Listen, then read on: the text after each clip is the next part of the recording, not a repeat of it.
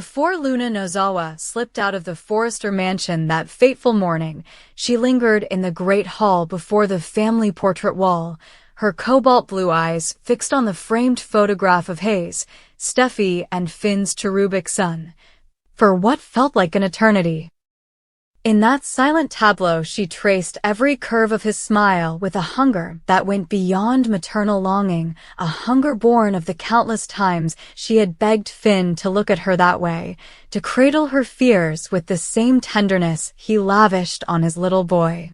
Behind her, Steffy had crossed the threshold and caught sight of Luna's transfixed face, her jaw dropping in disbelief as she watched the young woman's fingertips twitch at the edge of the frame. "You compared me to a child," Steffy hissed, stepping forward with righteous fury burning in her chest. "How dare you?" Luna tore her gaze from the photograph and turned, her face blank for a heartbeat before melting into wounded indignation. "I only want him to notice me," she whispered, voice trembling. "To give me the love he gives an innocent child." Steffy recoiled as though struck. She could not believe Luna would so brazenly equate her adult need for Finn's affection with a child's dependency on a father's protection.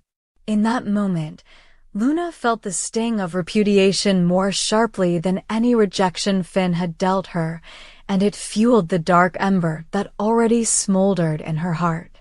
But Taylor Hayes, standing by the window in the morning light, had foreseen Luna's descent long ago. She had warned everyone, most particularly Finn, that Luna's obsession would not remain harmless. "She'll do anything to make her fantasy real," Taylor had cautioned, her gaze grave as she laid out the pieces of Luna's fractured psyche, the longing, the jealousy, the irrational belief that she alone deserved Finn's unwavering devotion. And so when Luna finally turned her back on Steffy and slipped away, her final look at Hayes's photo hanging in the hallway was not a mere glance, but a silent vow. Since she could not have Finn's heart, she would seize his son's, the very symbol of the flawless love he refused to share with her. As the sun dipped below the horizon that same day, Steffy retired to her private terrace to steel herself for the gala event at Forrester Creations. Unbeknownst to her, Luna was already tailing her, a singular purpose driving her through the gathering dusk. The corridors of the mansion echoed with laughter from employees on their way out and the clink of champagne glasses from the event hall, but Luna moved in a world apart, her senses narrowed to the beat of her own adrenaline. She had concealed a small pistol in the folds of her jacket, a weapon she acquired in a moment of frantic resolve when she realized that words alone would never reclaim Finn's attention. Every footstep brought her closer to Steffy's private suite, where Finn had insisted Steffy rest before making her grand entrance. Luna's pulse pounded in her ears as she slid along the wall, the ornate sconces casting her silhouette in fragmented patterns. Inside the suite, Steffy sat at her dressing table, brushing a strand of hair away from her face, her thoughts drifting to the subtle shift she had sensed in Finn that morning, a tenderness he'd reserved for Hayes, an intimacy she'd once shared but now felt slipping away. She forced herself to inhale deeply, straighten her shoulders, and rehearse the speech she would deliver later, determined not to succumb to jealousy or self-doubt. When Finn arrived to help with her necklace, his eyes were bright with pride, and Steffy smiled, allowing his warmth to wash over her. But outside the door, Luna's suppressed sobs echoed faintly, a harbinger of the storm gathering on the threshold. The moment came without warning.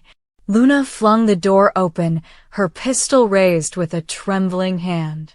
"This ends now," she hissed, her voice ragged. Steffy froze, her breath caught in her throat, as she beheld the deranged mixture of betrayal and desire burning in Luna's eyes. Finn spun toward the commotion, and time seemed to slow. The metallic glint of the barrel, Luna's rigid posture, Steffi's scream beginning to tear from her lungs. Finn launched himself forward without hesitation, shoulders slamming into Luna's path as the gun discharged. The shot rang through the room like shattering glass, and Finn collapsed across Steffi's body, blood blooming across his shirt in a halo of dread. Luna recoiled as though struck, the weapon clattering to the floor while Steffi screamed, her hands frantic on Finn's chest, her tears scorching his skin. "No! Finn!" Steffi wailed, her world fracturing in that single, agonizing instant, as Finn's eyes fluttered open, searching for supremacy in her gaze, then dimmed forever with his final breath, tragedy etched into every line of his face. Hayes, who had been sleeping in a nearby suite under the watch of the nanny, was drawn to the sound of his mother's screams. He arrived on the scene as Steffi's sobs subsided into desperate gasps and found his father lying still, a pool of grief glistening beneath him.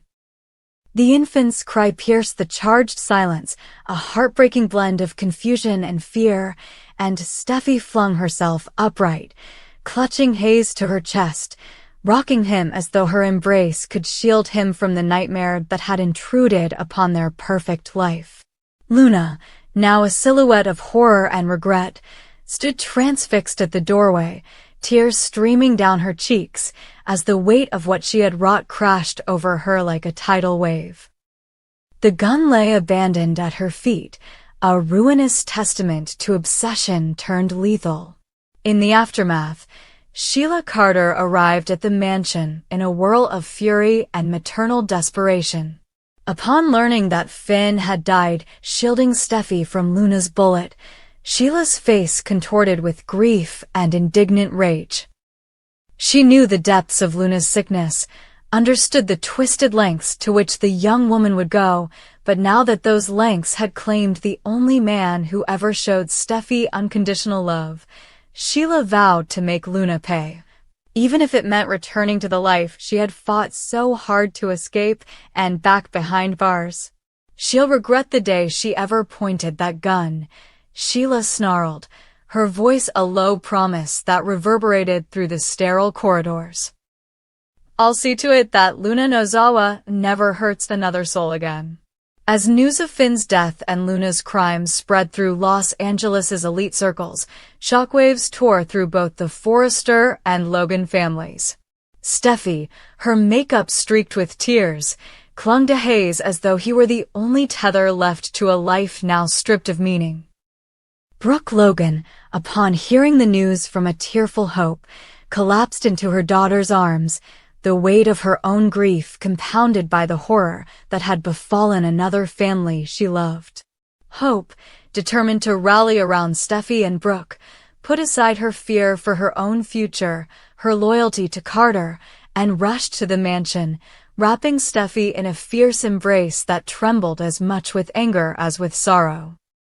Nick Marone, newly returned to LA to win back Brooke's heart, arrived on the scene to find two women shattered by a tragedy born of obsession. He knelt beside Steffi, held her hand, and vowed to help in any way he could, his own regrets over past mistakes fueling a need for redemption. Taylor Hayes, skating on the edge of hysteria, berated herself for ignoring the warning signs in Luna's behavior. She had tried to protect Finn and Steffi from the truth of Luna's obsession, but in the end, her silence had permitted a catastrophe. Now she stood in the foyer, surrounded by flashing police lights and whispers of murder, her professional composure cracking as she watched her daughter's world unravel. "I should have done more," Taylor wept into Sheila's shoulder. "I failed them both." Sheila's steady hand on Taylor's back was her only anchor in the storm of their shared grief and guilt. Meanwhile, Luna Nozawa, locked behind bars in the sterile interrogation room of the Los Angeles Police Department, stared at the table before her as though seeing it for the first time. The gravity of her actions pressed in on her, the death of the man she had loved from afar, the destruction of a family's happiness, the terror in Hayes's eyes when he saw his father fall. She whispered Finn's name over and over, tears carving silent channels down her cheeks. But the madness that had driven her persisted, buried beneath layers of remorse, guilt, and self-pity. She knew the road ahead would be one of endless consequences, trial, prison, lifelong infamy, yet a part of her still believed that by sacrificing everything, she might have finally claimed Finn's full attention, even if only in death. As the sun rose on the world forever changed by Luna's obsession, the Forresters and Logans faced the unthinkable challenge of rebuilding their lives around an absence that could never be filled. Steffy, once the epitome of strength and poise, now broke in a way that made even the fiercest among them tremble. Brooke, newly confronted with the fragility of the bonds she had taken for granted, found in her grief a renewed purpose. To protect the children she still had and to honor the memory of the man whose selfless act had saved the love of his life at the cost of his own future. Hope, whose own happiness had seemed certain moments before, discovered that love could be both a gift and a vulnerability, and that loyalty demanded sacrifice beyond measure. Taylor and Sheila, bound by guilt and shared sorrow, vowed to stand guard over Hayes, ensuring that in the wake of Luna's crime, no shadow of her obsession would ever darken the child's world again. And Luna, alone in the cold glow of the interrogation lamp, realized too late that obsession cannot be sated by violence, that the attention she craved most dearly had been taken by force, and in the process, she had severed forever the bond between vengeance and the human heart. In a city built on glamour and ambition, the specter of Luna's deviant obsession laid bare the darkest consequences of unchecked desire, leaving every character to confront the question of whether love's protective embrace could ever triumph over the irreversible damage wrought by one woman's jealousy. Luna Nozawa's descent into darkness deepened the moment she cradled Hayes against her chest, her heart pounding not with love but with possession, as though the infant himself were the instrument of her twisted revenge. She slipped from the Forrester mansion like a phantom, her breath steady even as her mind churned with feverish purpose. She would not simply abduct Hayes now. That would be too mundane, too easily traced. Instead, she would stage a scene so ghastly, so convincing, that every beloved Forrester would believe Steffy Forrester dead at the hands of ruthless kidnappers. The world would mourn Steffy, the matriarch-to-be, the indomitable spirit, while Luna vanished into the night with Hayes, rendered invisible by grief and shock. But to orchestrate such a grand deception, she needed a witness, someone to confirm the horror, someone whose testimony no one would doubt. She thought of the nanny, prone to panic and susceptible to suggestion, and the security guard who did rounds near the guest wing. Both would be pawns in her cruel tableau. Midnight found Luna arranging the nursery in a grotesque parody of violence. The crib overturned, pillows shredded to resemble blood spatters, Steffy's signature silk robe torn and draped across the floor as though snagged in a struggle. She borrowed one of Steffy's perfumes, Rose du Soir, to spray onto the torn fabric, ensuring that the aroma would imprint itself in memories as Steffy's final scent. Then, with Hayes sleeping soundly in his car seat nestled against her body, Luna dialed the nanny's number on her phone, her voice trembling with an act of contrived terror. "They've taken her," she gasped. "Gunmen, masked, they broke in, shot her right in front of our eyes." The nanny, still trembling from the shock of her own alarmed call button, stumbled through the corridors to the nursery only to catch sight of the carnage. The nanny screamed, ran for the guard, and within minutes the security system had triggered alarms, the chirp of emergency strobes slicing through the night air as guards poured into the main hall, weapons drawn. Luna slipped out through the service entrance, cloaked in darkness, Hayes unharmed and silent in her arms, the perfect echo of innocence against a backdrop of staged horror. By dawn, the Forrester estate was transformed into a crime scene of unimaginable tragedy. Police officers combed the grounds, forensic teams dusted for prints, and reporters camped at the iron gates, their cameras trained on the marble steps. News flashed across every feed. Steffy Forrester presumed dead. For masked kidnappers remain at large, son Hayes missing. Finn's death the previous night had been a blow too shattering to bear, and now the final blow had been delivered, Steffy's life snuffed out in a hail of bullets. Brooke Logan, still reeling from her own grief and Hope's tearful embrace, arrived at the scene alongside Nick Marone, who had returned to Los Angeles just days before in hopes of rekindling his relationship with Brooke. Nick's broad shoulders collapsed under the weight of the twin tragedies. He had lost his chance with Brooke, and now he must stand as a pillar of strength for a daughter of his oldest friend. Brooke dropped to her knees before the body bag on the stretcher, cradling the cold air as though she could will Steffy back to life. Hope, white as marble, gripped Carter Walton's hand for support, her eyes never leaving the sealed doors of Steffy's suite. The city held its breath as the Forrester and Logan families intertwined in sorrow, 3 generations bound by loss, united in a mission to find Hayes and to mourn Steffy. Meanwhile, Luna Nozawa vanished into the underbelly of Los Angeles, guided by an old friend in the black market who owed her a favor. The infant's soft coos woke her at dawn, and she murmured gentle words, vague promises of a new life, far from pain, far from rejection. Yet in Luna's chest hatred beat like a drum. Every second Steffy remained in that body bag deepened her triumph. She adorned Hayes with a pink ribbon, Steffy's favorite color, around his wrist, a final cruel twist to tie mother and son together even as she severed them. She recorded a video message on her phone, tears streaming down her face as she spoke directly to Finn's memory. You couldn't save her, but I will save him. I will make him mine. With that, she deleted the message, leaving no trace of her confession. Back at the Forrester mansion, Taylor Hayes oversaw the vigil service in the grand salon, matching her professional composure with raw grief.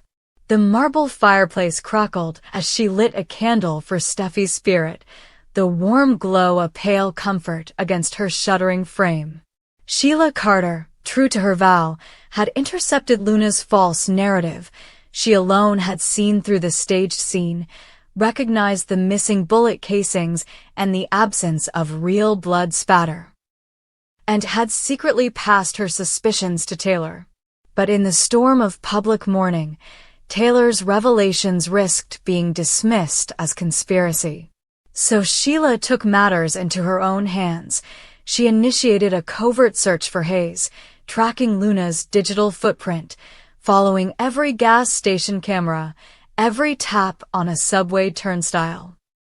Bill Spencer, informed by Sheila of the inconsistencies in the police report, leveraged his media empire to publish a special bulletin, The Forrester Deception, exposing the holes in the official story. Brooke, Hope, Nick, Carter, Taylor, and Bill formed an unlikely alliance, pooling resources. Brooke's social influence, Hope's tech-savvy skills, Nick's legal prowess, Carter's connections in the philanthropic circles, Taylor's forensic expertise, and Bill's media reach. Together, they vowed to bring Hayes home and to unsheath the truth about Steffy's alleged murder. As they coordinated their efforts in the war room set up in the Forrester boardroom, whiteboards scrawled with timelines, CCTV stills pinned to corkboards, laptops streaming live updates, nothing could prepare them for the moment when the sheriff's phone rang. The voice on the other end was shaky, formal, unbidden. We've found the body of a man matching the description of one of the kidnappers, discarded in an alley off Fairfax. Identified via dental records as Gregory Wyatt, former security guard at Forrester Creations. He was one of Steffy's personal hires. Also, we have surveillance footage of a woman matching Luna's description, leaving a safe house with an infant yesterday morning. Hearts thundered in chests as the pieces snapped into place. Luna had infiltrated their inner circle, used a trusted guard to gain access, killed him to cut a loose end, and fled with Hayes. Steffy's body had been found later in a shallow grave in Bel Air Canyon, shot execution style. Identification had been rushed by the coroners to spare the family further agony, but officials now conceded that the body was too decomposed for immediate DNA confirmation. Taylor's face drained of color. Steffy might yet be alive, and the real killers still prowled. In that breathless instant, the Forrester-Logan alliance mobilized. Carter and Nick pored over custody records to find guardianship loopholes. Hope hacked into private address databases to track Luna's known associates. Brooke reached out to LA's mothers for anonymous tips. Taylor consulted with pathologists to expedite DNA tests, and Bill readied his cameras to broadcast every breakthrough. The public, gripped by the gripping saga, hung on every update, while the police reopened the investigation into Steffy's supposed murder as a homicide linked to the kidnapping. Luna's sanctuary dissolved as her former handlers, fearing exposure, turned on her. One of them ratted her out to the Neighbors Association, triggering an anonymous call to the tip line. "I think she's hiding with a baby at 247 Maplewood Drive." At dawn next day, the SWAT team surrounded the suburban bungalow. Inside, Luna sat on a dusty mattress, Hayes cooing in her lap, the pink ribbon still tied around his wrist. She clutched him closer as the armored officers came crashing through the front door. "She let us in," one of her allies whispered as they were cuffed. Luna's eyes flicked to the window, shimmering with unspent tears and rage. But Hope and Brooke were already there, rushing forward as the steel door fell open. Brooke fell to her knees, tears streaming down her face as Carter scooped Hayes into his arms, her grandson safe and sound. Hope cradled Steffy's silk robe she had insisted on bringing. Tonight, it would symbolically wrap Hayes in the love his mother poured into him. Luna was led away in handcuffs, her obsession laid bare for the world to see. Later, in the hush of the Forrester drawing room, news arrived that the remains found in Bel Air Canyon did not match Steffy's DNA. Instead, they belonged to a long-missing developer who had been killed months ago. Steffy was alive, wounded by the initial bullet that Luna intended for her, but rescued by a passerby on the very night of the kidnapping, treated in secrecy at a private clinic before slipping back into anonymity to protect her infant son. Taylor and Sheila, keeping their pledge of secrecy for Steffy's safety, shared the news with Finn's portrait on the mantel, tears of both sorrow and relief sliding down their cheeks. Steffy would surface again, her reunion with Hayes to take place behind closed doors until the trauma could be gently unraveled. For now, the Forrester mansion exhaled a collective sigh of relief, the ghost of Steffy's death laid to rest, Luna's lie unraveled, and the family's.